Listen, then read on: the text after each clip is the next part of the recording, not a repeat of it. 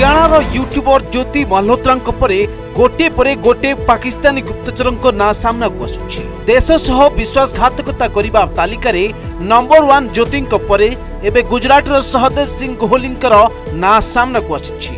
BSF और भारतीय नौसेना सह जड़ित संवेदनशील सूचना पाकिस्तान को पठाइबार अभियोग रे गुजरात एटीएस एसपी के सिद्धार्थ गिरफ्त कर।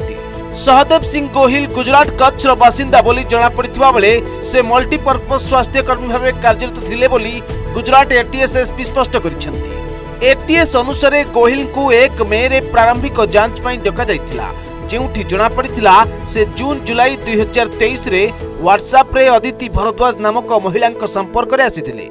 तांको सह कथाबार्ता परे से जानि पारिले से जने पाकिस्तानी एजेंट। से बीएसएफ और भारतीय नौसेनार निर्माणाधीन बा नुआ निर्मित स्थानर फोटो और वीडियो मागिथिले। एहा परे से व्हाट्सएप माध्यम रे फोटो और वीडियो शेयर करबा आरंभ कर दैथिले। के सिद्धार्थ कहिसंती 2025 मसिहार आरंभ रे गोहिल निजर आधार कार्ड रो व्यवहार करी एक सिम कार्ड किनिथिले एवं अदिति भरद्वाज को व्यवहार पई सेही नंबर रे व्हाट्सएप अकाउंट मध्ये खोलिथिले।